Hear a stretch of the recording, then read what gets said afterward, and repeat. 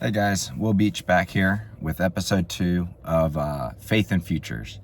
And if you saw my first one, this is all about how I've been on this trading journey for years and years and kind of been trapped in ups and downs and the millionaire mindset and how I'm going to be a millionaire. I did prop firms and everything else in between.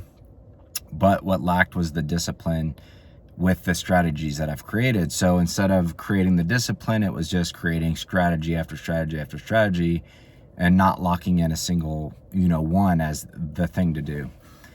More recently, in the last couple of years, I've gotten in touch with my faith in God, and His presence has just changed my life so much. And I'm sharing this journey with you guys so that we can talk about how trading isn't just about the making money and the journey on becoming a millionaire, but what we do in the middle. And with that, and you're going to see me, I look at my notes. I have to create notes to stay on topic, or I'll just go on tangents. So today I'm going to talk about not big breakthroughs, but it's about what happens in the middle. That's the space between blowing up your accounts left and right and becoming a millionaire. You're just kind of sustaining some ups, some downs, and you're just like, man, this is just treading water. I don't know what to do. So this is where I've been lately. I was looking at this in a negative way until I realized, wait, I'm not losing accounts. I'm not blowing up anymore. I'm literally just refining, and that refinement is discipline, and that discipline means you're going to have some good days, but you're also going to protect the down days, so you're not going to let them snowball, right? So what does that look like, and how does that work with God and how He has His plan? Well, when we look at it from a biblical standpoint, we know that God never promised just rapid progress. He promised that faithfulness would be enough. And when we look at the word and we look at Moses, he literally wandered around for 40 years, not truly understanding what was being asked of him, how to proceed, how to stay the course with God in his corner, rooting for him.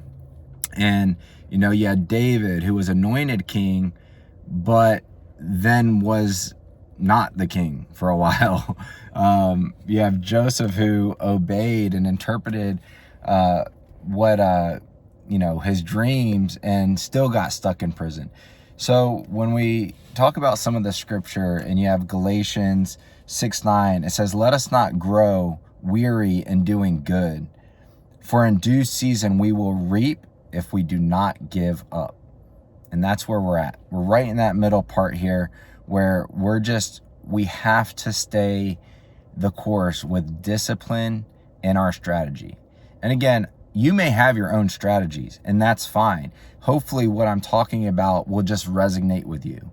I will share my strategies as we progress through this, but there's no reason in going straight into strategies. If you're not in this for the long haul and the work it takes psychologically and to move forward powerfully, then this just isn't for you, because there's a reason why most traders just fail, and it's because they don't have what it takes up here. But what it takes is for you to kind of let go of your ego. You don't have to be right all the time. It's okay to take losses, but you also have to have something to fall back on. And that's where God comes in and faith comes in, is you have to have these conversations about where you're going, where you want to be, and what the ultimate outcome will be. So moving forward, let's just talk a little bit more about this. So the mountaintop doesn't build you, right? Being at the top, you're not growing if you're at the top, right? So being right here in the middle is exactly where you need to be to build foundationally to grow at a steady pace. And then it's, what do you do with that growth, right? How do you utilize the cash flow? How do you not get overwhelmed with a growing account and then lose it, or how do you put it into action and get it to work for you even more. So that's where we're going to keep leading in to this.